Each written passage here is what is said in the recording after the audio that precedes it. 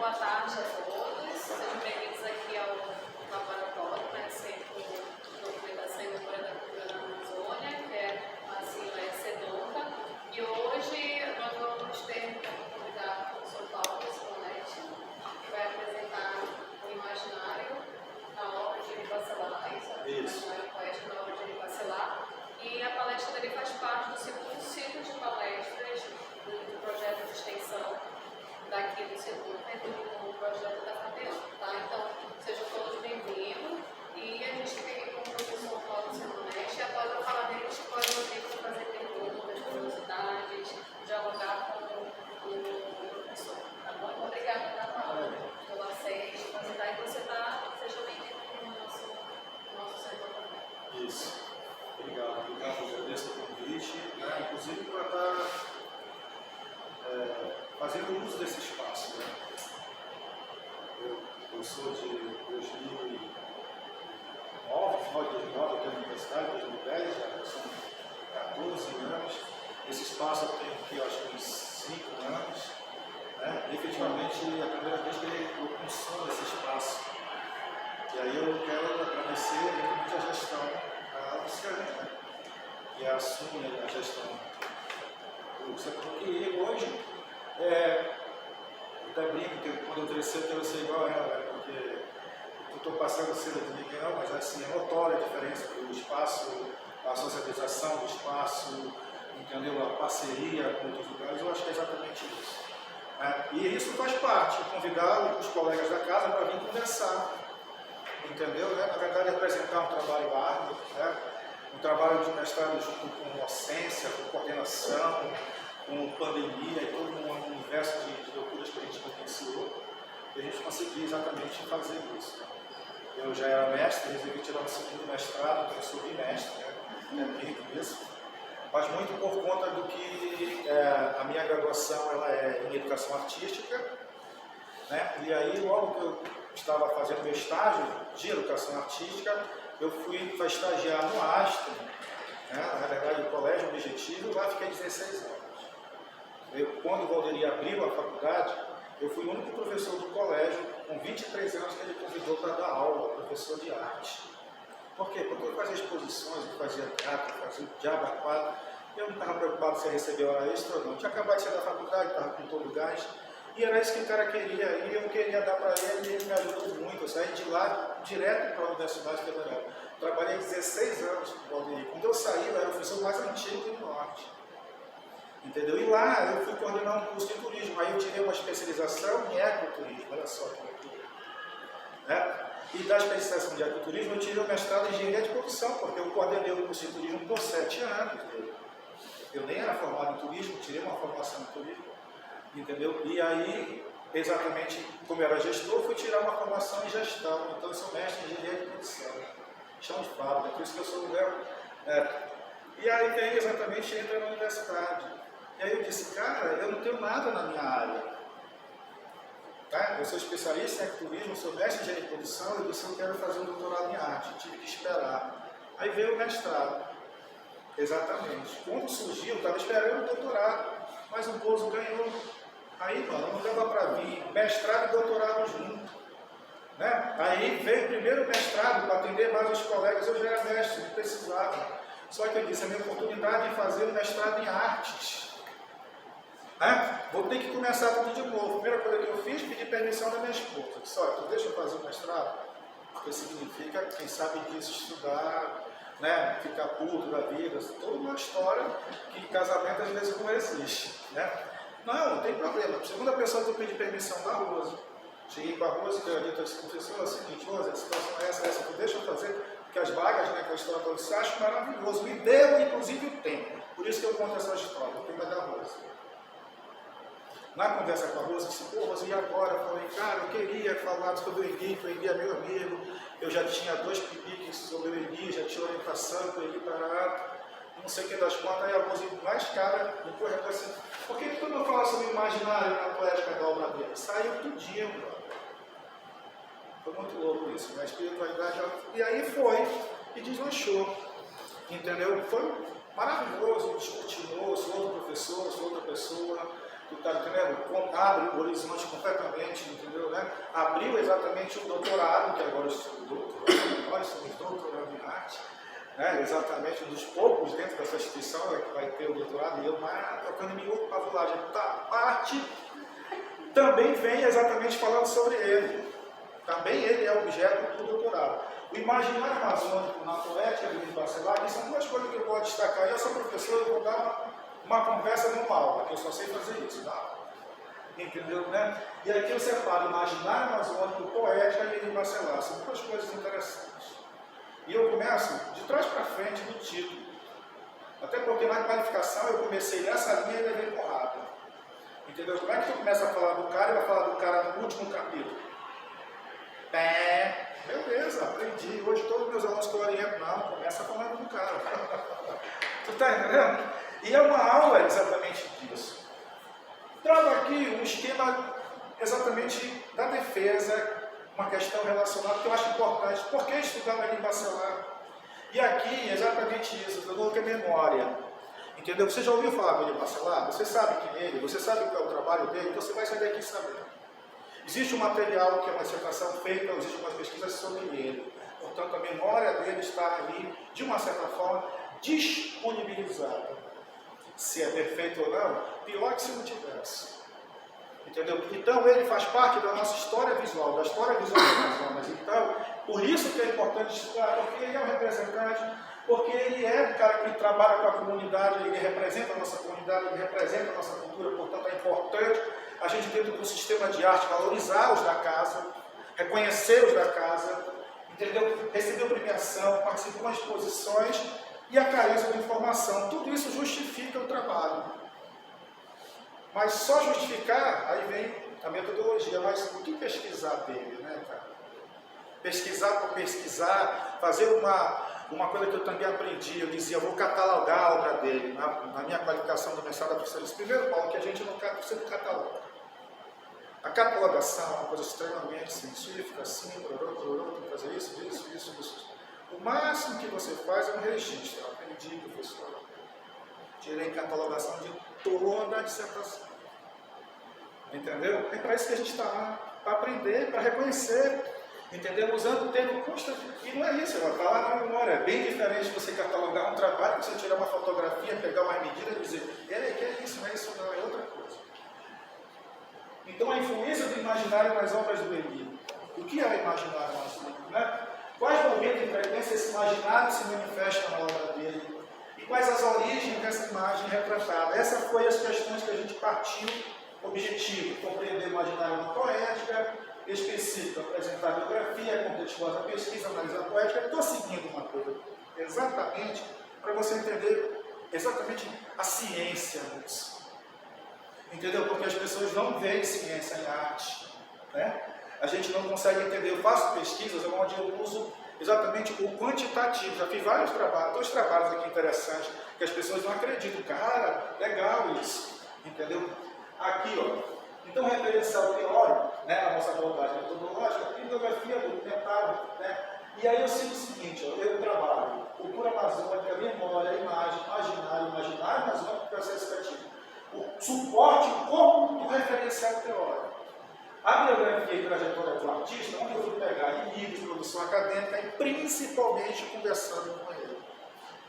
Com esse, estou aqui, meu amigo Amista, mais antigo, o cara que fala que deve, viu? Exatamente. Por quê? Porque a gente conhece ele há muito tempo, ele é meu amigo há muito tempo, entendeu? E aí, o Elie, diferente do material da minha colega da semana passada, onde o Ottoni é um pesquisador, entendeu? Um cara que tem noção desse processo, um cara que guarda o material, que arquiva, que tem tudo isso. O Elie não tem nada. O Elie não guarda nada. O Elie não faz um rabisco, um rascunho, mal e porcamente para fazer um trabalho. Entendeu? Então, o Elie, dentro do processo criativo, ele não tem aquele lastro material. Então, como trabalhar isso? Entendeu? Como chegar exatamente se eu não tenho essa materialidade? E mesmo que tivesse, a gente aprende exatamente lá na genética, né? Dentro do processo criativo, que a materialidade não é tudo, né? Porque o artista ele é fruto do meio. Então, a gente vai na cultura.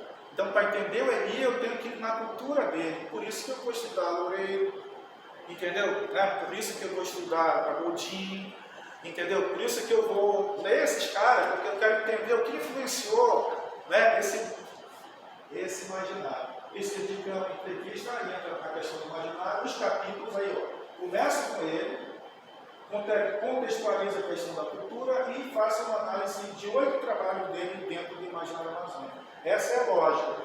E aqui é o seguinte, ó, o Elie Bacelar, que aí eu acho que é legal falar dele, eu também vim falar dele.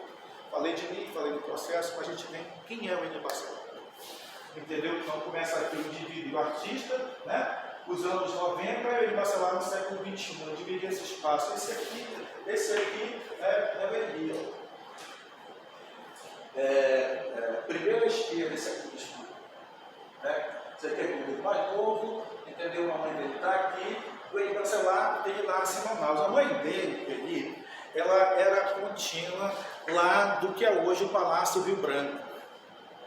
Ela morava nos porões do Palácio Rio Branco. Então ela trabalhava exatamente lá. É lá que o Hahnemann cresce. E é lá que o Elie nasce. E é lá que ele vai viver o período da vida dele. Nos porões do palácio.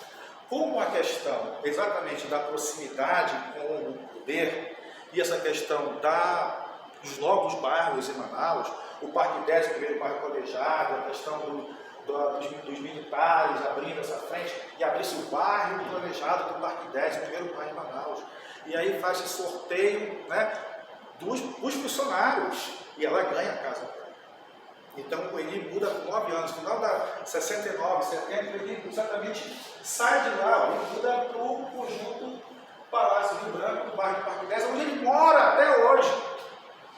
Ele mora até hoje. O quarto que ele dorme tem um rascunho do Hahnemann na parede. Um desenho do Hahnemann na parede. Entendeu? O Elie, então, ele vai estudar na escola, ter sua formação, né, acadêmica, mas o Elie, em relação à formação artística, ele nunca estudou. Entendeu? O Elie nunca estudou. Ele vai estudar na escola, terminar o primeiro grau aqui, mas olha, o que é interessante, exatamente, com 14 anos, ele vai estudar no único curso formal dele. Com 14 anos, o Hahnemann já morreu. O Hahnemann morre com 72. O Elie tinha 12 anos. O Elie fala exatamente que a trajetória artística dele começa vendo o irmão desenhar. Começa vendo o irmão. E o irmão já é um cara super bem badalado na cidade de Manaus. Ele já é um cara dentro do circuito, entendeu? Um cara que tem projeção. Ele é o espelho da família. Lembra de onde a família saiu? Uma família humilde. Entendeu? A mãe dele era exatamente servente do palácio, entendeu? Morava nos porões.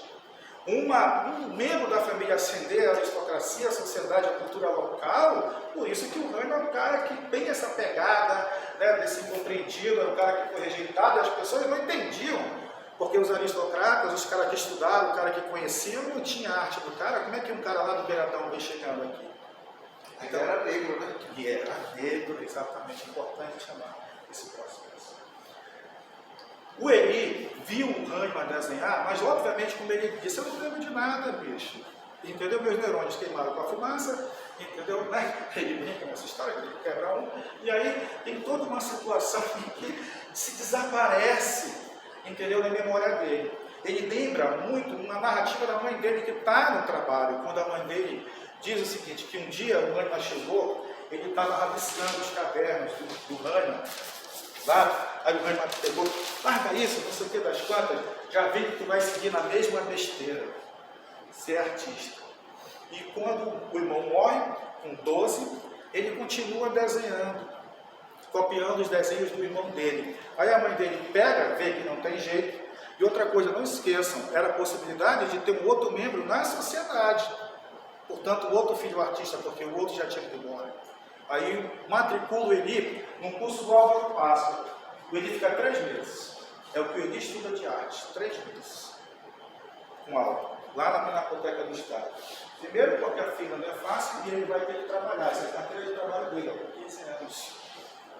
Ele se atrasa na escola, entendeu? Ele vai terminar o segundo grau dele na época um ano depois, está com 18 anos, entendeu? Né? E ele vai ter que trabalhar, ele trabalha de manhã, ele estuda à noite, mas com o dinheirinho dele ele não abandonou a pintura. Ele comprava o tecido, ele fazia a tinta dele, e o Álvaro não esqueceu do Eli. O Eli, eu já conhecia o Eli, porque conhecia o Hahnemann, foi tutor do Hahnemann, conhecia a trajetória dele. E aí, o trabalho do Hahnemann Bacelar, né, do irmão dele, exatamente o Eli, com 15 anos, participa da primeira exposição aqui, exatamente no Sesc. Com 15 anos de idade, o Eli participa da primeira exposição, convidado pelo Álvaro, que conhecia ele, e ele tinha abandonado o curso do Álvaro Páscoa, mas trouxe o Eli exatamente para esse processo. É dessa época esse desenho, um pouco mais velho, que é o desenho mais antigo que eu tenho registrado, não catalogado, diga-se, 76, 16 anos ele tinha quando pintou esse trabalho. Esse trabalho pertence à Pinacoteca do Estado. Olha o desenho do Hahnemann do lado. O Eli, no início, foi inclusive estigmatizado de copiar os trabalhos do Hahnemann. É verdade. Nada mais natural. O irmão foi o modelo. Os trabalhos do irmão estavam em casa. Era esse trabalho do irmão que ele tinha para ver. E ele é irmão. Entendeu? Então ele segue com essa linha. Mas já tem uma grande diferença no trabalho dele. Né? Interessante que o desenho do... Aqui o cara está com o pandeiro batendo, né? E aqui o Eli substitui por uma maçaroca com os papagaios aqui no chão. Então ele já traz o processo. Mas desde o início ele é figurativo. Em 78, Eli Bacelar é lançado oficialmente, não numa individual, mas num trabalho com outro artista, o Fernando Júnior. Grande raiz. Aqui, ó, Fernando Júnior sendo lançado pelo Álvaro Páscoa na escadaria da Biblioteca Pública. Foi uma exposição, exatamente, que chamava-se, o tipo, Eli Bacelar e Fernando Júnior. O Álvaro é responsável por lançar os novos artistas. Isso, o velhão. A blusa é a mesma, né? O formato. Ah, sim, olha como é interessante, o Fernando, né?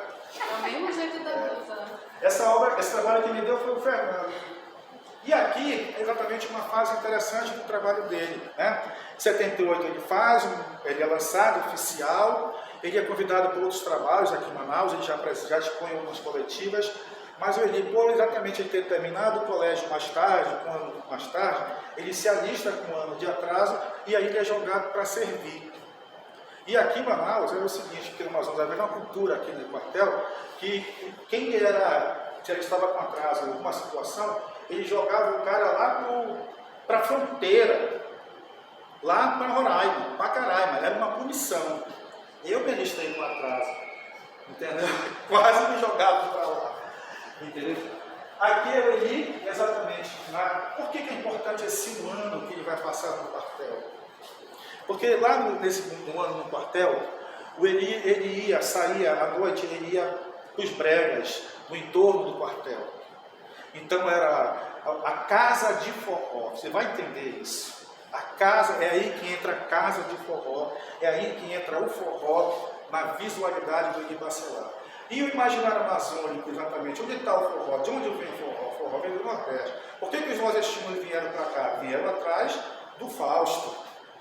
Vieram para desse imaginário da riqueza, né? Se batia na árvore e caía da lata, né? Meu avô, por parte de pai, é de Zumbi dos Palmares. Meu pai é moreno, meu irmão gêmeo é moreno. Eu sou o lado italiano da família. Né? Mas olha o lado, olha o cara carnudo. Isso aqui é negro, cara. Entendeu? Então, exatamente, essa galera vieram para cá, exatamente pelo encanto da riqueza. Por isso está, né? Godinho fala sobre isso, Loureiro fala sobre isso. Eu mostro isso daqui a pouco nesse processo. E aqui está a banda de forró. Ele então pinta a banda de forró. Tem uma passagem interessante no quartel, que o Eli está pintando, aí faz aqueles baculejos nos armários, para ver se o cara não está guardando baseado, aquela coisa todinha, né? Está guardando uma metralhadora para levar para fora, aquela história toda. Aí o tenente, o bicho, acha as pinturas do Eli. O Eli me relatou isso, obviamente eu não estava lá. E o soldado disse que aquilo não é coisa de homem. E joga o trabalho dele todo fora. não tem nenhum desenho das bandas de forró do Eli, dessa época lá que ele começa a pintar as bandas de forró. Não sobreviveu nada. O Eli volta para Manaus com a mão na frente e outra atrás. A mãe dele corre novamente com o Páscoa, e o Páscoa era secretária, do pastor daqui em Manaus. O Páscoa arruma lá uma grana na secretaria. É pela primeira vez que ele pinta em tela que ele não fez, em tecido que ele não comprou lá no Educandos, entendeu? Né? Porque ele compra a tela, ele estica, ele faz tudo, ele grampeia todo o processo, faz tudo, porque ele é um artista naif e ele faz todo o processo. Né? Mas nesse caso, ele comprou, ele me dizendo, outro dia ele estava contando essa história, eu pegando dinheiro e a mamãe fomos lá, comprando na Lira, né, lá no centro, e eu morrendo de vergonha para entrar um monte de tela dentro do ônibus, eu queria pegar um táxi, e a mãe disse, não, nós vamos de ônibus, porque o dinheiro... E ele comprou essa tela dessa época, essa tela está com Bessa. Ele fez essa exposição no hall do Teatro Amazonas. O Bessão, o pai, entendeu, o poeta, foi um mecena dele, comprou muito trabalho. Muito do material que eu tenho aqui faz parte do acervo da família, que está na mão do Turino. Esse é um trabalho fantástico. Olha, 83, e aqui está a síntese do processo. O que é uma coisa interessante? O Eli ele tem um tema muito recorrente, que é exatamente o forró. Agora, esse forró, ele se apresenta exatamente na dança, como essa aqui, que é que eu vou sortear aqui hoje para vocês. Se apresenta aqui, ó, na banda, se apresenta na dança e se apresenta no bar. Aqui estão as três. Ora tem a dança, tem bar, outra tem só o bar, outra tem não sei o que das bandas. E está presente isso. Até hoje o Eli pinta isso. Entendeu? Tu está falando de 80 que começa lá e até hoje ele pinta esse tema. Tem outras inspirações, como o próprio desenho do Páscoa. É um desenho do Páscoa. Ele faz a releitura desse trabalho. Esse trabalho é de 84. Ele pertence ao meu acervo. Esse é o único trabalho que eu tenho em uma assinatura dele que ele assinava Eli com Y. O nome dele é Eli Marcelar. Ele assinava Eli com Y, não assinava Marcelar. Eli, por que tu assina com Y? Porque eu achava chique.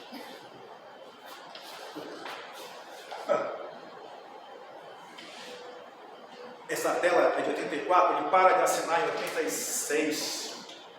Ele para de assinar com Y, ele assume o Bacelar e a pintura dele muda. Porque tu prestou atenção, querendo ou não, ó, tu está vendo, é a pessoa, são as pessoas, é a cultura, vai colocando. E aqui, lá na frente, ó, é o pescador, muito louco. Ó, a canoa, você está tendo uma vista superior da canoa, os caras estão para lá, a posição está todo dia, a perspectiva ainda existe. Né? O Eli, ele se classifica e ele é classificado como naif. Naif, o que é naif? Naif, tecnicamente, vem lembrar de Rousseau lá atrás, né, no final do século XIX, desculpa, século XX. A gente está falando exatamente daquele cara que ele não tem um estudo formal de uma academia. A priori se pensa nisso. Lá atrás até se encaixava, hoje não é isso. A ideia é um cara que não tem uma formação acadêmica, mas ele pinta. Então ele não tem conhecimento de geometria, ele não tem conhecimento de perspectiva, ele tem conhecimento de desenho formal. Entendeu? Então ele não tem desenho de anatomia, ele não tem isso. Certo? Mas, veja bem, o Van Gogh, vocês sabem, ele pintou já, resolveu ser pintor há 20 cacetada anos, né? Pintou 12 anos. E o que levou ele a pintar, o que levava ele a pintar, o que te leva a pintar, o que te levou a ser artista, o que te leva a se sentir artista, eu digo que é algo cósmico, espiritual, algo que te impulsiona, o que te faz tocar. Não sei o que te faz tocar. Você está entendendo? Então é exatamente isso. O artista naif, ele, acima de tudo, ele é um artista, isso é da natureza dele, tem que se manifestar. E não significa que ele tem que ter erudição. Só que os eruditos não aceitavam. O cara que toca violão de ouvido, porra, eu estudei partitura a vida toda e o cara chega aqui e arrebenta, porra, que sacanagem é essa, bicho? Mano, ele é um mutante. Ele é um X-Men. Entendeu? Existe isso. Entendeu? Sabe, acredite, não aquele que cospe fogo, mas aquele que nasceu com uma defesa, aquele que nasceu. É isso, bicho. Essa é a magnífica maravilha de Deus, que é a pluralidade. Entendeu? Então o artista naif, ele tem esse tesão, ele tem esse ímpeto, ele tem que fazer isso, bicho. Está na vida dele. O Van Gogh fazia isso, não ganhava porra nenhuma, vivia na merda. Se não fosse o irmão, ele não estava lascado. Pinta, entendeu? E aí, como ele vem com a influência do irmão, mas a partir de 87 ele abandona o Whitson, como eu comentei, e aí ele entra no Eli. Aquela fase, até 87, que ele tem influência do irmão, que ele copia, a gente chama, eu e ele, de fase ramaniana, que vem de Hahnemann, que é a influência do Hahnemann. Entendeu? Né? Que eu já ouvi o Renan Pinto dizer, mas o Elilson copia o Hahnemann. Eu disse, professor, você ouviu a exposição de 82 do Teatro Amazonas? Alô, Renan, acorda agora. Não conhece ele. Entendeu? Né? É outro cara, é outro trabalho. Quem tem influência do irmão, obviamente isso. Isso não aparece no meu texto, estava a priori no meu texto, mas foi retirado a chamada fase ramaniana. Entendeu? Porque os professores dizem, cara, é muito perigoso tu fechar uma data, trabalhar em cima disso. Entendeu? Porque é sempre a história da pesquisa mais apurada, um quantitativo maior de amostra, mas eu e ele, e eu conheço o trabalho dele, eu tenho 70 trabalhos dele, eu coleciono o trabalho dele, estou falando sobre ele, a gente identifica exatamente onde é o corte, e aqui é o corte, cadê a pessoa? Você sabe o que é isso? É uma macro, cadê a folha? Vou lá na folha. Olha como ele se reinventa. Ele sai do pescador e ele vai para cá.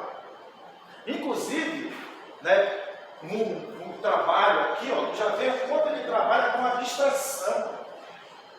Tá vendo? É uma abstração. O fundo é chapado, é outra história. E a bananeira? As séries da bananeira. Isso é uma bananeira. Se eu não dissesse que é uma bananeira, talvez conseguisse identificar uma bananeira. É quase uma bananeira cubista, está planificada. Isso é Cezanne, bicho, é louco. Ele não sabe nem quem é Cezanne na vida dele. Entendeu? É chapado, olha tudo. Aquele pedaço lá no fundo, se você fizer recorte, é abstração pura. Mas olha aqui, isso é o cacho da bananeira. Tu já viu uma palma da bananeira ser desse jeito? Ele abstrai a forma. Ele não precisa ser fiel à forma para conversar. E olha como é interessante, como é colorido. O Eli tem uma paleta de cores muito reduzida. Por conta de grana. Saca? Cores primárias é a base. Muda um tom de azul, entendeu? Mais escuro, mas o branco e o preto e o amarelo, entendeu? O vermelho e o azul é a base da pintura dele. Porque um pote de acrílica, quanto custa? Se tu comprar 5 potinhos, dá 300 conto, 250 pau, papai. E a boca, onde é que fica? Opa, fica, né? Não pode ficar assim. Então é interessante esse processo. Olha as bananeiras. Trabalho que foi exposto lá na abertura do Chaminé, entendeu? Ele apresentou esse trabalho, bananeiras. Se eu não tivesse o título, tu ia achar que era um trabalho abstrato. É aí que entra o doutorado. Né? O diálogo que ele faz com o abstracionismo e com o figurativo. Meu irmão, não existe o naif abstrato. A premissa do naif é ele ter o tesão para pintar, mas ele representa a sua comunidade, a sua cultura, e o naif é abstrato. Desculpa, figurativo. Ele copia o pescador, ele copia o pássaro, ele copia a feira, ele copia o arraial, ele copia a rua, mas não existe naif, entendeu? Abstrato. Ele aqui já fazia trabalhos que beiravam isso. E ele volta, ele sai disso para isso. Em 96, ele ganha o prêmio do catálogo. Lembra do catálogo, do telefone, que não tinha capa? Foi lá que eu conheci ele em Barcelona. Nunca ouvi falar desse cara. Já estava formado, já dava aula, mas eu não conhecia ele em Barcelona. Entendeu? A gente tinha pouco acesso à questão dos artistas, conhecia um ou outro, aquela história toda. Mas quando o cara ia para o catálogo telefônico, mano, olha só nessa primeira, ele teve 142 mil exemplares, você fez das contas. 142 mil lares, comércio, ele entrou na porta. Não tinha internet, não tinha Tinder, não tinha nada, não tem WhatsApp. Não tem como viralizar. Então ele conseguiu, ele dizia que ele foi o popstar. Ele andava no Parque 10, a galera dizia, aquele aí é o artista do catálogo, ele andava flutuando. Aqui tem uma virada. Ele descobre que ele pode viver de arte. E nunca mais na vida ele trabalhou de carteira assinada. Ele ganha prêmio, ele ganha grana, entendeu? Ele vive um Fausto, entendeu? Ele paga a conta na taberna, ele ajuda em casa, tá vendo? Ele compra material e ele vende. As pessoas queriam o trabalho, entendeu? Ele, como é que tu fez esse trabalho, bicho? Porque se tu for lembrar, bicho, nessa época o boi praticamente nem existia em Manaus. Aqui era um ensaio na TV Lândia, não existia, né? Mal e porcamente, poucas pessoas estavam, sabe? E ele nunca foi em Parintins. Naquela época, eu disse, como é que tu foi? Eu peguei uma revista que falava sobre o boi. E pintei. Entendeu? Essa é o rastro do processo dele. Tem algum rascunho? Não. Eu fui colocando e você tem exatamente a ideia da Catirina aqui no meio, né? O pai Francisco, os dois, depois a galera toda misturada. Eu até brinquei, eu vi vermelho e azul do outro lado na torcida. Eu disse, tu sabia que a torcida ficava separada? Eu não, senão tinha colocado. Ai, papai. Isso é de quem conhece ele. O cara tá nem aí, bicho. Aí, cara, na narrativa, não, o cara. Mas isso está no trabalho dele, você pô, mas isso não está muito, não é muito. Não, tô brincando e tal. Eu queria que todo mundo estivesse junto. Você, pô, te decide, né, cara? O que tu quer que fique na tua história. Porque uma coisa que a gente aprende é nessa história de você estar lidando com um cara e na hora que você está fazendo a entrevista, mano, mente pra cacete. Tu tem que ter muito cuidado, tu tem que voltar às vezes 2, 3 vezes, na mesma assunto. Semanas depois que a história muda, outra história. Entendeu? Ele compra aquilo. Se tu fizer um comentário, na próxima ele diz que foi ele que fez. Isso é técnica de entrevista. Um professor que estava na minha banca, ele fala sobre isso. Entendeu? Quando o cara trabalha, então você tem que ter cuidado. Esse é um trabalho fantástico, porque aí, exatamente aqui, ele se consolida aqui. Famoso em 96, ele sente que ele pode viver como um artista, ele ganha o prêmio e aí ele é convidado para participar do salão da Bienal. Ele recebe um folder da Bienal, na verdade. Né? A Bienal, tipo, precisamos chegar no norte, quem do norte pinta na IFE e ele aparece já registrado e a Bienal tem o endereço e manda o catálogo para ele perguntando se ele não quer mandar o trabalho, divulgando a Bienal. E ele manda. Primeiro ano que ele manda para a Bienal na IFE, que é o maior salão de arte na IFE no Brasil. A Bienal de Piracicaba, e ele vai e ele... Olha o forró. E aqui nesse trabalho, né, ele é premiado. Ele não só é aceito na Bienal na IFE, como a obra dele é premiada a primeira vez. Aí, mano, porra, subiu a pavulagem. Entendeu? Aí que o cara ficou bacana, essa obra pertence à secretaria. Entendeu? A secretaria comprou. Porque aí uma coisa que ele fazia, quando ele mandei o trabalho, a Bienal aceitou, mano, ele pegava o materialzinho dele para retirar, lá na secretaria. Velho, é o seguinte, fui lá, quero ir lá, a exposição e tal. Roberto, passagem diária, mandava o caboclo ir. Caboclo ia lá, bebia, fazia o diabo, fazia o rock dele, voltava com a obra debaixo do braço. Roberto, beleza, agora está aqui a obra, compra. E o Roberto comprava. Por isso que a secretaria tem essas obras. Porque comprava. Entendeu? Porque precisa comprar, porque senão vai parar onde? Uma obra premiada no primeiro salão de exposição agora. Tu entendeu? Essa é história, bicho. A secretaria, eu gostaria de ter o meu acervo, mas eu não tive cacique. Isso é outro trabalho que ele vai participar na Bienal seguinte, que está vendo já de 2002. Esse trabalho está com Vigílio, entendeu? O antigo senador, né? Esse trabalho aqui é um outro trabalho, já ó, de 2003, e olha como é abstrato de novo, como ele volta para o abstrato, como ele dialoga às vezes os mesmos trabalhos. Eu não trouxe nem as mandalas dele. O que é isso? Se você olhar, parece aqui, ó, os troncos de árvore. Ele quis fazer exatamente isso, mas olha o fundo. Um fundo azul, com aquelas formas orgânicas, verdes, que é abstrato. Então, no final das contas, é a tua intuição que está dizendo que isso é árvore. Ele não quis dizer que é árvore, ele quis dizer sim. Mas ele não sabe nem como ele está trabalhando essa abstração na cabeça dele, junto com o figurativo aqui, que mede a minha pesquisa do doutorado. Entendeu? Volta-se para o figurativo. Entendeu? Exatamente com a exposição aos irmãos. O Eli chegava na casa dele e tinha um trabalho do Raimann na parede da casa dele. Eu dizia, não vou roubar essa porra. Eu dizia, não vou roubar essa porra. Ele disse, não, tá doido, não vai dar, tá doido.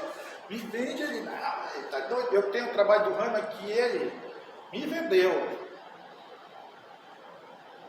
Ele tirou lá da velhinha e me vendeu. Entendeu? Porque ela tem muita coisa mesmo? Não, é exatamente aqui que morreu o assunto. O Robério foi lá, o Sérgio Cardoso, e comprou tudo o que tinha. O resto do Raimann, que tinha os desenhos do caderno, foi comprado. Isso foi exposto na Bienal de 2012, naquela pré-Bienal que não aconteceu a Bienal, né? Ficou só na pré. Tu tá vendo? Era uma pré-Bienal que, porra, a Bienal nunca chegou, nunca aconteceu. E era de Cavalcante, os barrancos, não sei o que das quantas, né? E ali foi exposto exatamente os últimos trabalhos comprados pela Secretaria do Ramo, o trabalho do Joaquim Marinho, a tela, né? E, aliás, desculpa, essa exposição foi que foi colocada, que o Sérgio Cardoso montou, chamada Dois Irmãos, com um acervo que comprou da família. Né? Aí ele pinta um trabalho, ele chega a dialogar de novo com o irmão, essas são as caboclas, isso aqui são os desenhos do Raimann, são as caboclas deitadas na rede se masturbando, tá? A mãozinha dela está lá, na pepetinha dela, aqui embaixo, entendeu? Porque o Raimann fez um desenho desse, então como iam expor o acervo que a Secretaria tinha comprado do irmão, a obra, a tela, os desenhos, o Sérgio Cardoso fez uma exposição exatamente, o acervo novo comprado do Raimann e uma temática nova do Eli. E essa é uma das telas. Eu tenho duas dessa exposição. Essa faz parte do acervo também. 2006, Bienal, também. Eu vou analisar a outra lá na frente. Essa aqui é o seguinte, em 2006, né? Desculpa, em 2000, ele participa da Bienal de 2008, 2006 e 2008. Em 2008, o Eli participa desse trabalho, ele ganha um outro prêmio. Em 2008, ele participa da Bienal de novo, ele vem participando, ele ganha com a obra Dança, Flora e Fauna. Isso eu vou mostrar daqui a pouquinho, agora fantástico. Essa é o par dela, ele manda 2 trabalhos para a Bienal. Um é premiado, esse não foi premiado, mas foi exposto na Bienal. Olha como é interessante o trabalho, como há uma planificação na textura, de hora que você não consegue enxergar o que é roupa, ou o que seria instrumento musical. As pessoas, está vendo como ele não tem preocupação com anatomia, com figura, nem nada, textura, é um outro, se tu olhar o trabalho dele lá atrás, olha como é um outro trabalho. O Dança Fora é fantástico o trabalho, vou mostrar daqui a pouco. Ele ganha, né, para te ter uma ideia, a obra que foi premiada, o Eli, assim, ele não participa, ele manda o trabalho para a Bienal, ele já mandou o trabalho para, tipo assim, 14 bienais, entendeu? Ele foi aceito em 6. Ele é aceito numa, na outra ele não é, na outra ele não é, na outra ele é aceito, muda a curadoria. Aí você diria, pô, mas seria naif, né? Se a Bienal é naif, você. Ali, um edital da Secretaria que ele ganha em 2009, o projeto Caboclo, ele ganha um edital, ganha e pinta uma série chamada Caboclo, onde só tem praticamente objetos. Tem uma tela que a exposição chama-se Caboclo. Tem uma tela que aparece a figura humana, das 16 que eles põem. Uma. O resto tudo são objetos. Essa exposição ficou no Palácio do Negro, entendeu? Né? Essa tela também, sabe o que é aquilo? Aquilo são redes. Entendeu? Fantástico, textura. Aqui do lado, no mesmo ano, ganha um edital, agora está para a Secretaria Municipal. E apresenta uma série chamada Lúdicos. Aqui, exatamente, é uma série que ele vai pintar sobre jogos infantis. Então veja como ele é um pesquisador. Ele pesquisa a série, ele trabalha a série o caboclo, ele trabalha a série do justo, ele trabalha a série daquilo. Tu tá me entendendo? Então ele começa, ele pesquisa a textura, ele muda a cor, ele não para de criar, ele não para de se transformar nesse processo. Então, olha só, um artista naíve muitas vezes ele pinta a vida inteira a mesma coisa. Né? O Eli, ele está todo o tempo se transformando, essa inquietação dele. As duas pertencem ao meu acervo, obviamente, essa também pertence ao meu acervo. Eu tenho mais de 70 trabalhos dele, entendeu? Né? Essa teve na pré-bienal. É a primeira tela que ele escreve. Cara, para quem estuda arte contemporânea, né? Para quem estuda arte moderna, para quem vê quando o texto entra lá atrás com o cubista, né? Para quem vem tendo chão e colocando, e um naif escrever é uma das coisas mais raras de conseguir um texto, uma pintura naif, e ele vem e tasca o texto assim do nada. Entendeu? Aqui é uma relação dele com o meio que ele está vivendo, a chegada dos haitianos, está vendo? O tambor, vermelho é a folia, o verde é a maresia, o amarelo é a falta, o azul é a primazia. Faz parte. Ele chega nisso em 2012. Olha isso. Isso é figurativo ou isso é abstrato? Isso é abstrato. Que imagem? O que é isso? É isso aqui. É onde o meu orientador, na última conversa que a gente, na primeira e única conversa que a gente teve do doutorado, ele disse, tá legal, né, a ideia figurativa do abstrato, mas assim, te concentra nesta exposição. Então essa exposição provavelmente será o alvo, o objeto efetivamente do doutorado, porque aquilo ele derrete. Para quem conhece o Elie Barcelard, essa foi uma fase muito difícil na vida dele. A gente conversou sobre isso, se bota isso no texto, a questão da droga, entendeu? O momento em que o oxa, a pedra, né, entra de uma forma avassaladora, entendeu? Você chegava no ateliê dele, tinha 5, 6 telas por pedra do trabalho, ele sempre usou, nunca foi nada escondido, ele nunca foi. Mas quando entra uma coisa mais pesada, de eu chegar lá e passar 3 meses e voltar e está tudo igual. E só não está igual porque a TV não está mais lá, porque o rádio não está mais lá. E ele derrete. E ele se transforma. Ele conta que ele estava no sítio, nessas viagens para a natureza, fumar olhar e tal, ele olhou de repente a natureza e tal, e ele entrou numa e deu um insight, que é, segundo o Turengo e eu, o trabalho mais revolucionário do Elie. Uma coisa louca, porque ele se reinventa visualmente, entendeu? Se transforma dentro dessa história. Ele entra numa coisa chamada mimetismo. Sabe o que é mimetismo?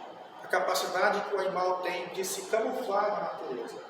É aquela borboleta, aquela mariposa que, né, tem a tonalidade daquele tronco, então quando ela encosta lá, ela consegue tipo uma camuflagem. Isso é o mimetismo. Isso é ciência, bicho. Tudo esse cara tirou isso. Então a ideia dele era criar um trabalho, falar da Amazônia, discutir a Amazônia, imaginar da Amazônia que está aí, mas apresentar essa Amazônia de uma forma, sob uma outra ótica. Então ele quer pintar os insetos, ele quer pintar os insetos camuflados na natureza, e nessa busca ele pinta isso. É tão mimetismo, o inseto está tão escondido que ele não está aí. é abstrato. E aqui, ó, são os vários trabalhos que ele vai fazer, ó. Aqui é como se fosse a ideia de um inseto, um outro, mas são flores. Mas olha só, um artista, volto a te dizer, abstrato, naif, é figurativo, não é abstrato. Então, é o que eu sempre disse para ele, tu não é naif. Tu engana os caras. Tu é embacelado. Entendeu? Da abstração, ele volta, né, para o figurativo, pinta uma série de barcos, bem legal essa série de 2014, forró dentro do barco. Eu disse ali, mano, presta atenção, ninguém dança dentro de barco. Porra, não é elegância, cara. Foi o barco, quando a galera vai pra cá, o barco afunda. Não tá nem aí. E a ideia é que a galera do barco dançou a noite todo dia no forró e agora está descansando. Olha a textura, olha como ele trabalha, mano. Tem uma pegada vanguardiana nessa pegada. A pincelada também está mais amadurecida, a textura está trazendo, ele está muito mais solto, é alegre. Aí ele volta, tira aquela textura todinha. Olha a textura que ele está aqui, ó. Ele tira tudo de novo. Volta para o chapado. Olha só. Volta para o chapado. Olha aquele fundo azul, chapado. Essa obra foi a última que ele tinha, que foi aceita na Bienal, 2016. E aqui também uma coisa muito interessante. Sabe qual é o título dessa obra? Está aí embaixo. Zilda da Sanfona. Mano, quem é a Zilda aí? Zilda da Sanfona. Olha lá. Sanfona. Se tu olhar o personagem, tu vai me dizer que é uma mulher?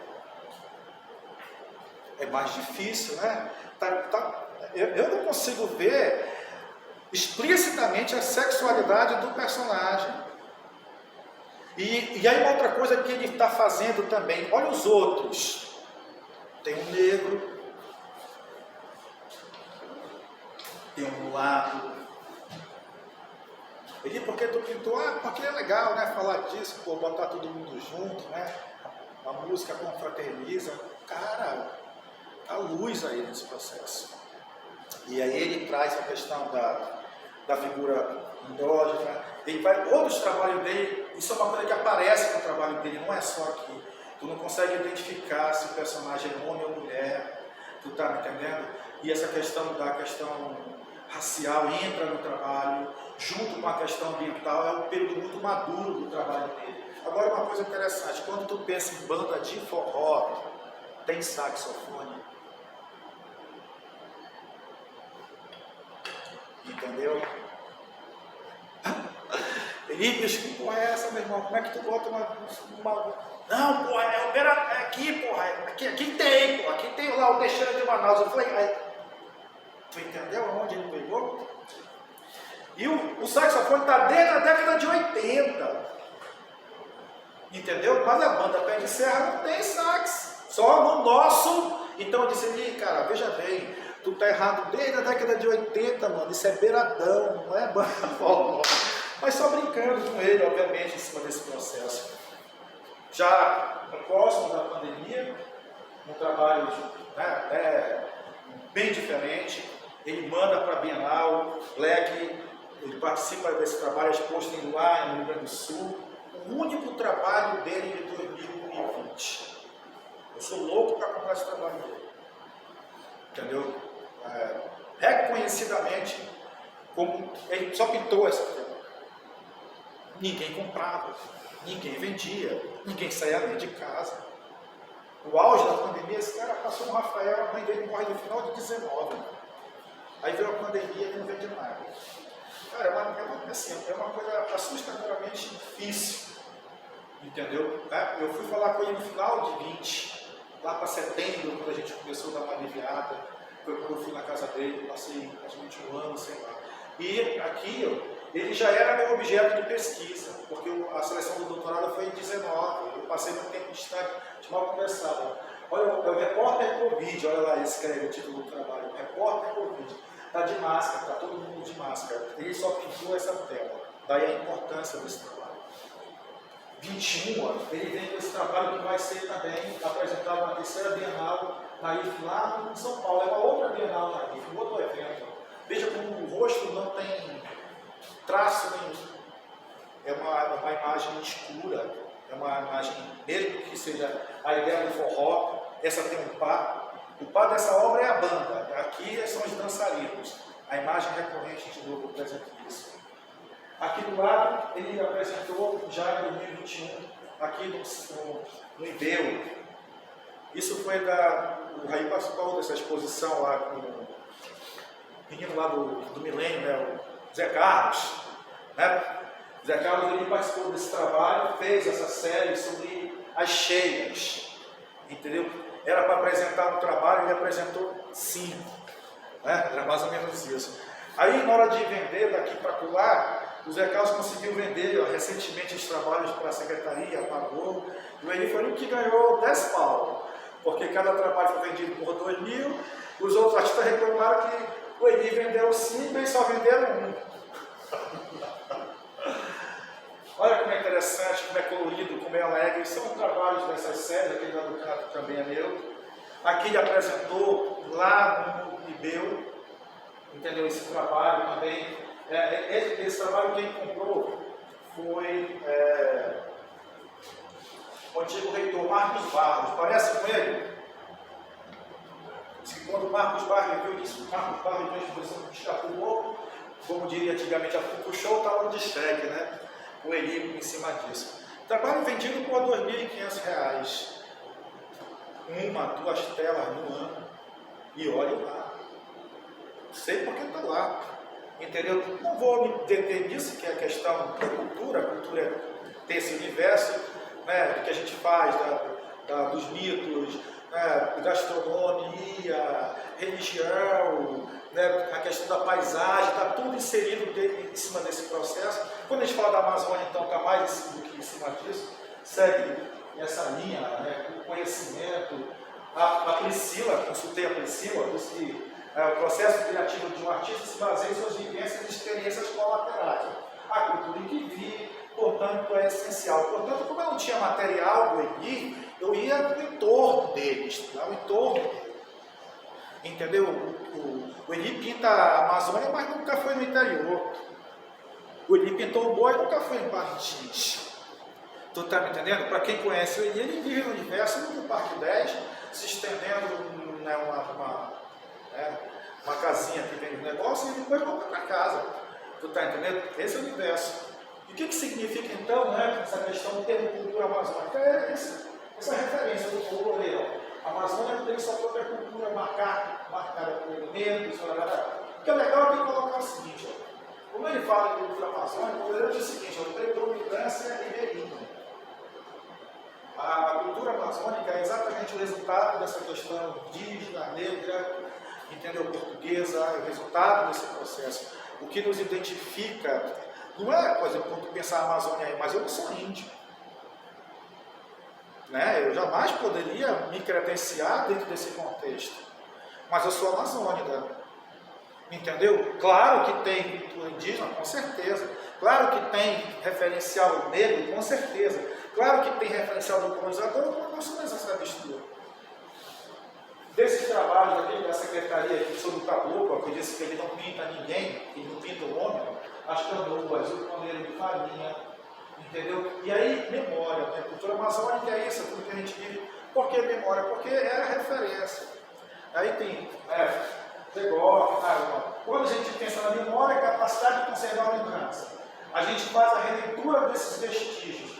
E a gente então pode utilizar. Então, quando a gente faz a releitura desses vestígios, a gente está revisitando e a gente recodifica isso. A gente dá outros sentidos, exatamente. O Rubens fala sobre isso, né?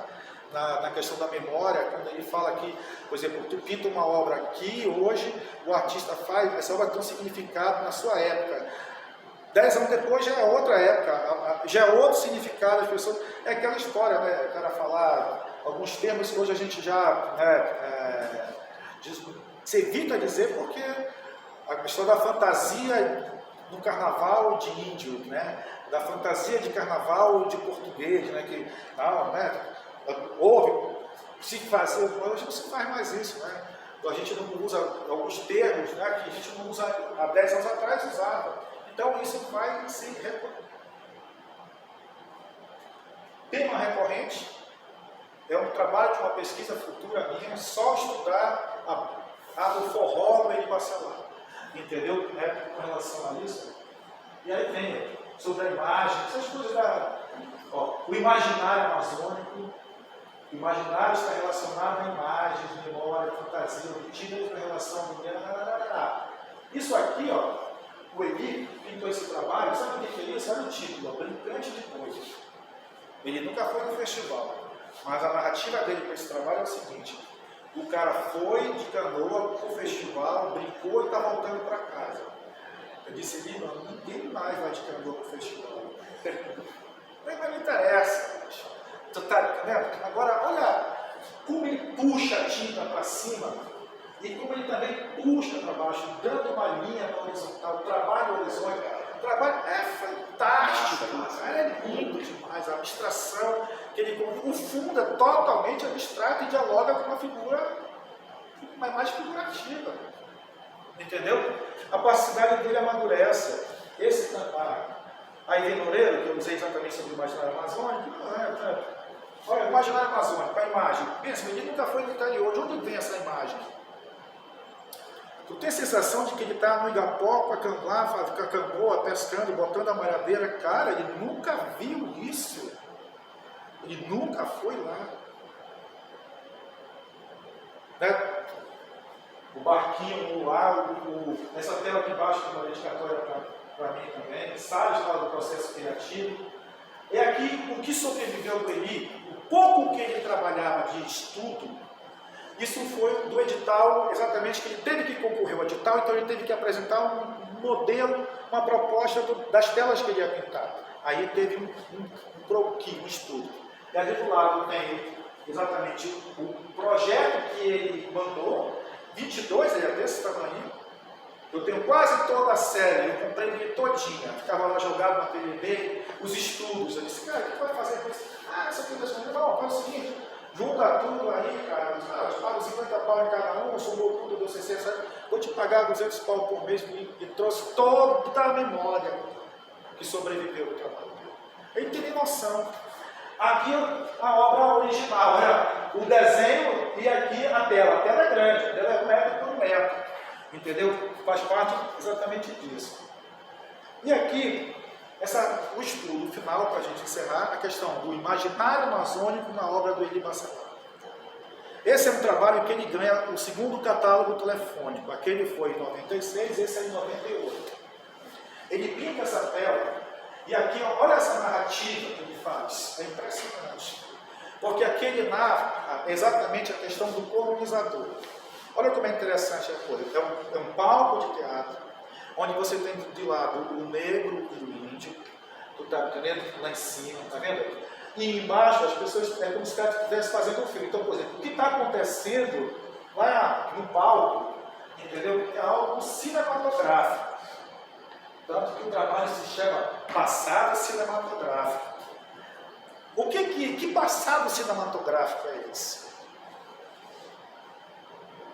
O que está acontecendo lá em cima? Está havendo um encontro que aparentemente é harmonioso entre o colonizador e o nativo. Olha só, eles estão negociando lá em cima numa boa, não tem fight.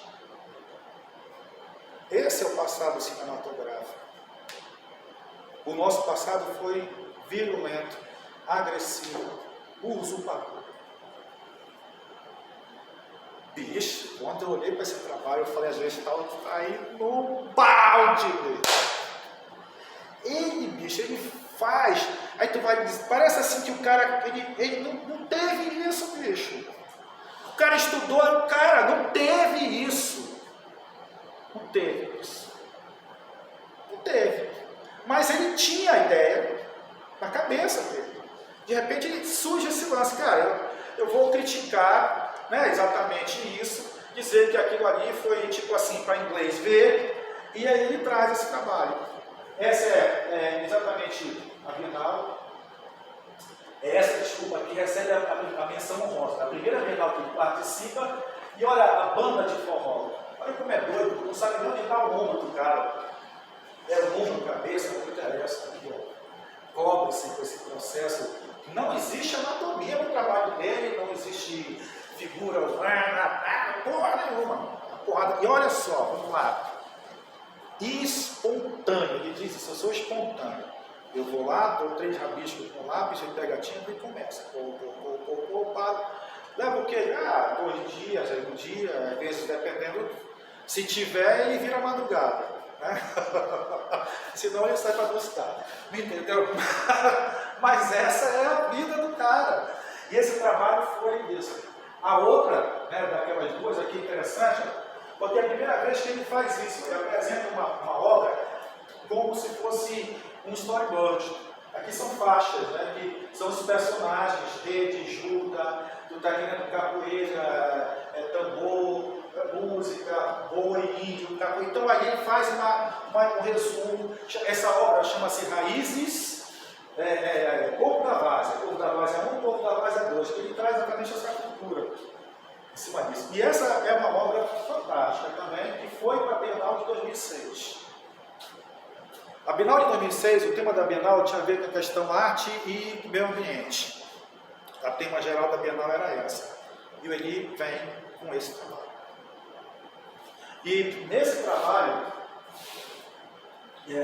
isso que eu falei agora, que era a primeira vez que ele botava frase. É a primeira vez que ele botava frase naquele trabalho. Mas aqui, essa é a primeira que aparece a palavra. A primeira tela que aparece com uma palavra pintada, escrita na tela dele é essa daqui. E olha como ele coloca, como tem uma coisa. Aqui os rios poluídos, os peixes. Né? Aqui você tem o caboclo índio fugindo com os animais. Da floresta que está pegando fogo, cai cara de paraquedas, de paletó com um predador. Porrada, mano. É predadora. Essa obra pertence a Pinacoteca.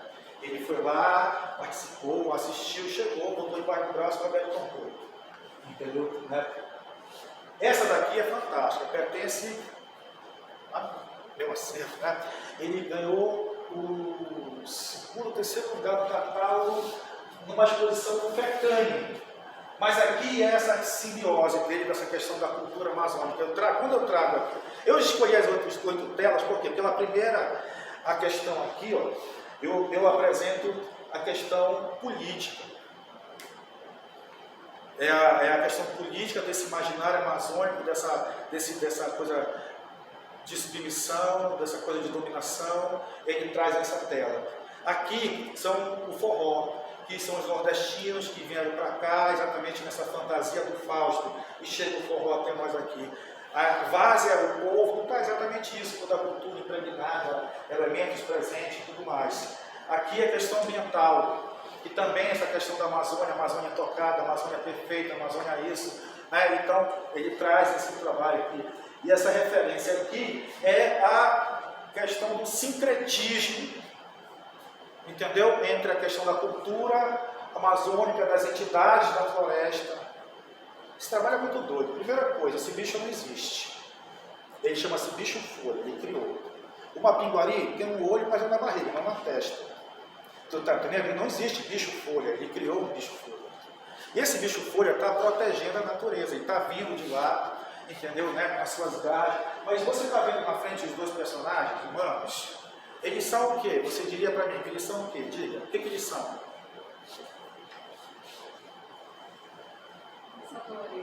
A ideia é essa, né? Mas aí, vamos lá. Se o bicho-folha vem para proteger a floresta dos caçadores, veja bem, o bicho-folha não está demonstrando nenhuma agressividade, nem os caçadores também estão se defendendo, as armas estão do lado. Entendeu? Olha só, tá vendo aqui, ó? Ele inclusive está com a mão em cima do cara e tudo mais, o cara está aqui do lado. Se eu sou um caçador, ver um bicho, eu vou atirar, eu vou me defender. Não. Aqui é uma relação, como se fosse inclusive de carinho, de amigo. Olha como essa viagem. Ele quis botar o caçador.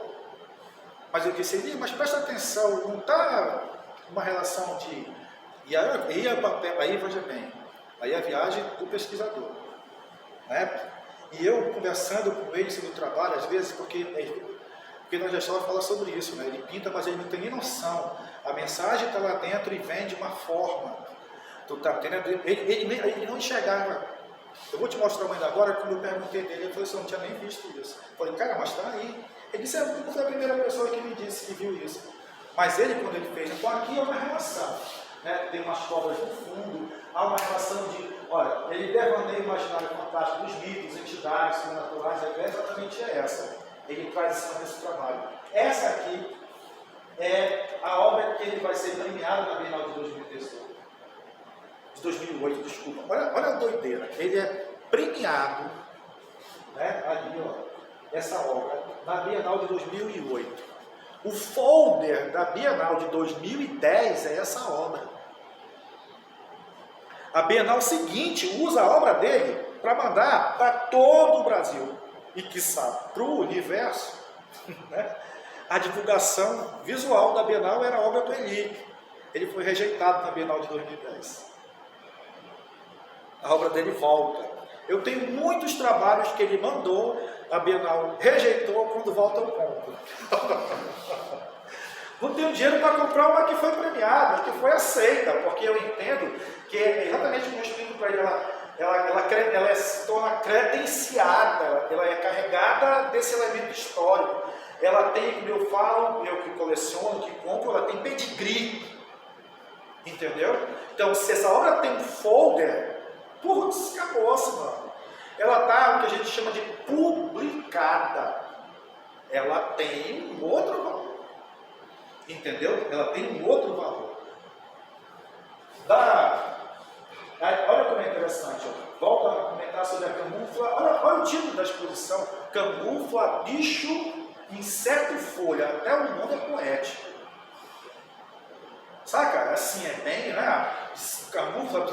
Essa exposição é muito doida. O Eli faz os rascunhos e ele manda e é aprovado. Como eu falei, ele estava derretendo, ele atrasa a entregar tudo. E aí a exposição era para acontecer no ano e vai acontecer 2 anos depois. Ele demora 1 ano depois do prazo para entregar as obras para a secretaria. Quando ele manda, o Jean Derrey diz, que diabo é isso? O Eli é naif. O rascunho desses daqui eu tenho também. Tá? Aí algumas imagens são mais figurativas, ainda dá para te ver um besourinho, sacou? Mas quando ele pinta a tela, ele tem um hiato entre o rascunho e pintar a tela de mais de 1 ano. Ele já fumou muito, ele derreteu mais. Estou falando sério, eu não estou tirando. Isso que aconteceu mesmo. Entendeu? Ele vai entrando numa situação, entendeu? E aqui é isso. E ele traz. O Jean Derrey diz, eu não vou expor o trabalho dele. Devolve o trabalho dele. Quem salva é o Tureno. O Tureno disse, mano, eu faço a curadoria, chama o trabalho do cara aqui. Chamaram ele lá para ele se defender. Ele disse o seguinte, cara, é o seguinte, eu estou mudando. Eu estou fazendo outra coisa, eu estou evoluindo, eu estou fazendo isso e tudo mais. E aí entra no processo. Dança dos Botos, 2014, quando a Bienal foi devolvida. Aqui é legal, de novo, um sincretismo entre a questão, porque existe uma procissão para Boto? Não. Olha, uma procissão fluvial do Boto. É o nosso Santo Antônio, saca? O Boto está ali, e o Boto está no imaginário. Eu vou buscar o Boto lá, no comentário do Loureiro, lá está ali, ó. O Boto é, na verdade, um belo rapaz, então está nesse imaginário. E vocês sacam, né? O Boto, né? A história do Boto já estava na cultura nativa, né? Porque o boto, o nativo, ele não sabia diferenciar entre o mamífero, né, e o peixe. Está na água, é a mesma coisa. Né? E o boto, ele não é peixe, ele é um mamífero. A bota menstrua. Né? Então, por isso essa relação, o órgão genital do boto masculino parece com o nosso. Daí essa relação da cultura nativa de trazer esse processo, de que a mulher menstruada na água, o boto aparece, claro, é o feromônio, ele está respondendo. Né? Está na canoa, sabe lá, né? Tu está vendo, a gente não se apercebe, mas o animal é mais apurado.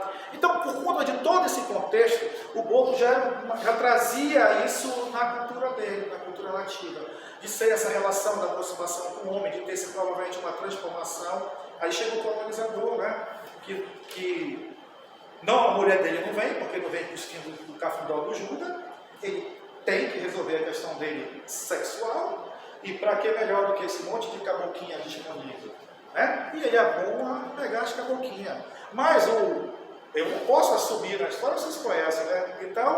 Então, por isso, quando o boto que você conhece veste linho e bota um cap, é a passagem desse processo do nativo e essa recodificação pelo colonizador.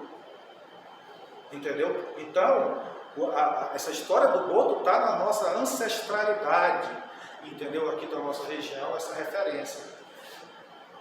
Né? Obrigado. Né? A ideia aí uma outra temática que ele faz também, que é essa questão da comida. Tá? Fica à disposição para falar sobre ele, sim. Vamos sortear um trabalho dele. Essa tela está aqui atrás, eu até escrevi. Fez parte exatamente disso. Quando a gente terminou o trabalho Imaginário Amazônico, na poética do Eli Bacelar, dissertação defendida, título tirado, beleza. E eu comecei a construir com ele uma exposição que resumiria todos esses trabalhos que nós vimos, ele faria um resumo em cima disso. E aí as telas são pequenas porque eu fui mecena desse trabalho, fui curador desse trabalho, eu corri atrás, fiquei puto da vida desse sacana. Para ele terminar, eu tive que chegar na casa dele, chegar 10 da manhã e sair tipo 2 da tarde, só sai quando terminar de pintar. Porque as outras 10 vezes eu chegava lá e dizia, cara, não, vou pintar animal hoje, amanhã tá pronto. Ligava uma semana depois, estava do mesmo jeito. Faz parte desse processo, entendeu? Né? Dele, do artista, dessa nossa relação. Mas nós fizemos uma série de 16 telas pequenas, né? E essas telas pequenas, então, dessas telas, 3 eu mandei para o Rio Grande do Sul, para os professores que participaram da minha banca. Uma ficou com o Renato, que foi o professor daqui da faculdade que participou da minha banca, entendeu? E eu fiquei com 10.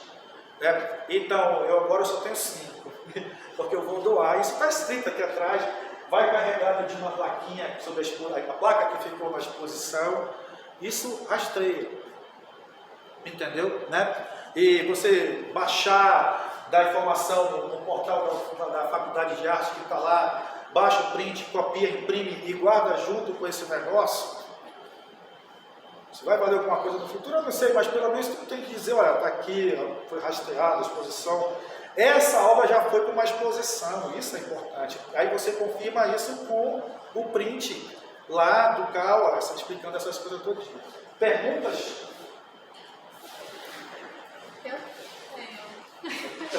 Eu tenho. Assim, você fala muito dessa questão sobre como se dá a droga, né? Isso. E tal, como o irmão dele também, né? Mas ele não retrata nada disso na tela, né? Dele, na escritura. Tu atribui o que é isso? Assim? Porque geralmente o artista, quando ele tem muito esse envolvimento com as drogas, né? Tem muito isso na música, ele acaba passando no trabalho dele, ele não passa nada, né? Absolutamente nada. Uma pergunta, mister, que eu nunca fiz para ele. Essa eu estou percebendo muito interessante sobre isso. Porque não é um tema que ele coloca em canto nenhum, pelo contrário. O tema do Eli é alegria, o tema do Eli é dança, o tema do Eli é a cultura do povo, o tema do Eli é peixe, o tema do Eli é a floresta, o tema do Eli foi a natureza. Aquela obra que ele ganha na Bienal, que disse que foi foda, eu até passei tão rápido, se você for lembrar, são os personagens, cada um é de uma cor, tem o branco, tem o negro, tem o moreno, entendeu? Tem um amarelo asiático, são 4 personagens, cada um de uma cor, tu não consegue saber quem é homem, quem é mulher, está todo inserido. Onde ele tira isso também, não sei. Entendeu? Né? Mas eu sei que a droga não faz parte do métier do universo em que ele representa. Mesmo nos piores momentos. Entendeu? Diga. Ele só tem uma pintura com cor Não. teatro amazônico? Não. Porque, tipo assim, falou, eu achava que eu ia até perguntar, o único amazonense que não fala, porque todos os amazonenses só remetem à Amazônia representando a cúpula, né? Não a paisagem, o ambiente que se vive. Dessa série ele tem uma com a cúpula. Eu ia até trazer ela hoje. Mas como eu gosto da cúpula, né? Fiz o mosaico da cúpula, eu tenho uma tara pessoal com a cúpula. Eu tenho vários trabalhos de mosaico com a cúpula. A minha imagem recorrente é a cúpula do Eli, é o forró, a minha cúpula. Já tentei exorcizar e não consigo. Então eu tenho. Tanto que do Eli, em 2007, ele pintou 5 telas sobre a cúpula para mim. É um trabalho que está em casa todinho, está exposto, parará. Ele pintou um cesto sem a cúpula e me deu de presente, porque eu queria que todas as telas tivessem a cúpula. Era uma ode ao teatro que eu queria, né? E ele pintou. O Turenco teve outro dia lá em casa, quando viu o trabalho, isso é do Eli? Eu disse, é sim, pô, eu pintei ele pintou para mim, logo vi isso, né, a cara dele, disse, porra, tu já derrubou tudo, né, cara? Não, mas porque dá para ver o trabalho. Assim, você falou da trajetória dele de formação, né? Não de formação não tem, formal, né? Isso. Mas, enfim, mas tu não acha que ele é estrategista, assim? Porque ele vive da arte, pelo que eu vi, assim, tudo o que ele ganhou, é claro que isso é normal, mas para te pensar também, né, como pesquisador, se ele se ele não é estrategista para ele pintar aquilo que aquele Bienal, ou então aquele comprador, ou então aquele encontro, claro. Entendeu? Eu acho que talvez seja por isso que ele transita em vários traços. Ele viveu muito pintando mandala. Eu não botei uma mandala aqui, porque essa mandala ele mesmo odeia e é uma coisa extremamente comercial. Essa cena de forró, tu chega na casa dele, tem umas 3 cenas, porque como ele é conhecido, as pessoas vão lá e querem uma cena de forró. Ele pinta, se tu quiser, ele pinta, ele tem esse processo. E a Bienal, sim. Esse negócio da Bienal é interessante, essa história do Naif, que tem dificuldade com relação à perspectiva. E aí o Eli, uma situação, ele pintou um seringueiro. E o seringueiro, quando você vai fazer o risco numa seringa, tu risca assim, né? Para a bala escorrer e cair no copinho. O copinho dele estava embaixo, o risco dele estava assim. Está na tela, eu tenho essa tela, a tela é minha. Aí eu disse, meu irmão, não, pô, é porque o cara lá tem que saber que eu tenho dificuldade com perspectiva, entendeu? Porque o pintor Naif, ele não entende de perspectiva, entendeu? Então ele faz de propósito. Eu acho que ele sabe, ele conhece. Isso. A gente não tem formação, mas ele faz isso para... Ele não tem domínio, de fato, de traçar, ele tem o que eu chamo de que é a perspectiva intuitiva. É o teu filho que vai desenhar e que vai começar a fazer na garratucha uma coisa, depois ele vai começar a esquematizar, né, que a gente vê na pedagogia, né? E daqui a pouco ele traz essa noção, mas é uma coisa intuitiva, e que não obedece Brunelleschi, não obedece ninguém em matemática. Pegando o gancho dela, essas 2 telas, eu não sei nem se foi tela, esses 2 desenhos, 2 trabalhos que ele foi premiado para A Bienal. Não, para a capa dos catálogos, né? Sim. Foi uma coisa, como ela disse, foi uma coisa direcionada ou foi um desenho que ele fez, uma pintura que ele fez e de repente apresentou lá e deu certo? Não. Tudo certo. Eu tenho muita pergunta para fazer, na verdade, mas vou perguntar para ele, cara. Queria te agradecer, que apesar de eu conhecer o Eli. Ele fez consciente esse trabalho para a Bienal. Não, o catálogo. O catálogo foi uma consequência. Foi para a Bienal. Ele manda o trabalho para a Bienal em 2008, aí a obra é selecionada e é premiada. E aí, no ano, na Bienal seguinte, em 2010, a Bienal escolhe a obra dele para ser o catálogo. 2010 não tinha mais catálogo. Hã? 2010 não tinha mais catálogo.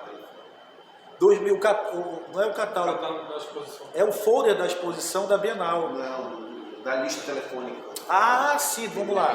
Deixa eu ver todas as situar. Sim, da lista telefônica, que tem. Aquele do boi, primeiro. Aqueles 2 trabalhos. É. Foi uma tela que ele fez, aí surgiu o concurso, ele apresentou e por um acaso foi uma coisa direcionada. O concurso já era sobre o Festival de Parintins. Isso. Inclusive, ele conta essa história muito legal, porque o prêmio foi lá para o Da Vinci, E teve premiação para o primeiro, segundo e terceiro lugar. E o primeiro e segundo lugar eram artistas de Parintins. E estavam puto com ele. Como é que um cara de Manaus, que nunca pisou em Parintins, ganha uma pintura da tela? Porque o Edi foi o mais alegre, ele foi o mais caricato, ele foi o mais irônico, ele foi o mais espontâneo. Eu vou lhe dizer, eu perguntei dele, mano, como é que tu sabia? Porque não tinha, o boi não estava na televisão, o boi não estava em canto nenhum. Tu tá me entendendo? Nessa época, para quem conhece a história do boi, estava começando efetivamente em Manaus. Se falava uma coisa, outra na época do festival, quando tinha em alguns lugares esses encontros, mas foi uma revista, entendeu? Surgiu o catálogo, o concurso, e o tema era exatamente o festival. Ele pintou uma tela? E ele pinta aquela tela com base numa revista que fala sobre o festival. E essa tela está onde hoje? Não sei onde está. Aquela tela que foi premiada, aquilo faz parte do patrimônio da Listel. E como a Listel foi vendida, trocada, comprada, telemóvel, isso aqui das contas, sabe Deus onde anda esse trabalho, todos dois. É o que parte aí do outro processo em cima disso. Ele vai fazer 50 anos de pintura, né? Então aí a exposição dele foi em 77. Então agora, em 27, ele vai fazer 50 anos de pintura. A minha ideia é fazer uma exposição, organizar uma exposição individual, fazer uma coletiva, uma retrospectiva, nesses 50 anos. Eu tenho muitos trabalhos, de 2020 para cá, praticamente todo ano eu tenho um trabalho quase todo ano dele. Entendeu? E eu conheço para trás quem tem, o Turenco tem de 80, outras pessoas das antigas, eu sei onde estão esses trabalhos. Entendeu? E a gente conseguiu fazer uma coisa muito bacana, que é essa retrospectiva em homenagem aos 50 anos, publicando um catálogo de alto nível, né, para instituições editais, as coisas todinhas, corre na frente. Entendeu? Tem uma pergunta. Diga-me.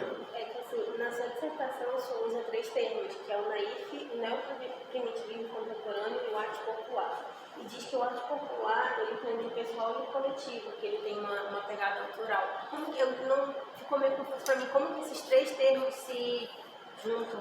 Inclusive, eu escrevi um capítulo inteiro sobre essa questão naif e arte primitiva, naif e arte folclórica, naif e arte ingênua, naif e arte brute, que é arte, né, do sanatório, porque sempre se coloca sobre esse processo. Né? E aí, partindo para a defesa do termo naif, que é o termo que a crítica de arte hoje mais usa, os curadores mais usam, os colecionadores usam, mas que a grande maioria do sistema de arte brasileiro odeia. Olha como é interessante. O meu orientador mandou chutar o pau da barraca. Na minha qualificação, eles detonaram. Tira o capítulo inteiro. Né? Mas é o seguinte, isso não quer dizer que a gente não possa discutir sobre isso. O termo, inclusive, a ideia naif, ou primitivo, ou arte folclórica, ou arte ingênua, ou qualquer uma dessas terminologias, elas são equivocadas, de fato. Porque todas elas são pejorativas. Então, quando tu olha o trabalho do cara e já classifica ele como naif, tu já está dizendo que ele é inferior. Isso é fato. E é isso que hoje o sistema contemporâneo discute, que a gente não pode ser excludente. Entendeu? Então, a minha luta com ele é exatamente isso, que ele abandone a ideia do naif, que ele é Elie Bacelar, ele é um artista contemporâneo. Entendeu? Que ele dialoga entre o abstrato e o figurativo, técnicas de pigmentação, técnicas onde ele vai trabalhar com a questão exatamente em cima disso, chapado. E o folclórico. Um artista folclórico, ele representa o seu coletivo, vai pintar a sua região, os seus traços, e muitas vezes o desenho às vezes nem é dele, o desenho pertence a essa coletividade, como um grafismo indígena. Então você encontra isso, por exemplo, nas cerâmicas do Nordeste, depois de Mestre Vitalino. Você está vendo aquela imagem, aquela configuração, já representa o nordestino, e muitos se apropriam dessa imagem entendeu? Né? E outra coisa, essas imagens são extremamente recorrentes, o desenho é extremamente recorrente, então há uma variação. Então, isso é uma coisa. O popular está no coletivo, o naif é ele. O artista naif, ele é um artista que ele representa a sua pegada. Arte brute, arte, né, do sanatório, arte dos loucos, né? Entra o famoso, e é diferente o processo, por questões traumáticas. O Eli não é traumatizado, o Eli não tem nenhum problema com relação a isso, e a arte do Eli não é agressiva, não é violenta. E aí tem uma... Então vários autores vão discutindo sobre isso, né? Arte ingênua, naif é ingênuo em francês. E alguns, ao exatamente classificar os artistas, traduziram exatamente a palavra ingênuo. Então, o artista ingênuo é o artista, né, que não tem uma formação, que tem... Mas olha só, porra, vou te chamar de ingênuo? Eu já estou te sacaneando. Acho que eu senti falta desse capítulo que você não Pô, colocou. mano, eu botei no primeiro, esses caras tiraram, porque eu digo, eu sou professor. Mas sabe qual foi a história? Exatamente isso que eles disseram. O teu trabalho é sobre o Eli, não é sobre arte naif. Então não perca tempo discutindo, tentando trazer, primeiro, um lugar que tu não vai sair do lugar. 30 flaudas. É uma arrogância de minha parte. Aquilo serve para um dia a gente fazer uma palestra sobre isso, conceitos de arte naif, confrontar o que é uma coisa com a outra, entendeu? Para no final desconstruir tudo junto. Qual é o artista naif mais expressivo que tem? Ah, tem vários, né? Por exemplo, um famosíssimo que foi sambista, entendeu? Foi criador de várias escolas de samba, entendeu? Em todos os prazeres. Negro, né? O cara que foi perseguido, toda uma história. De Janira, entendeu? Também está dentro desse processo. Internacional, o Rousseau, que é o grande, no final das contas. É essa a ideia.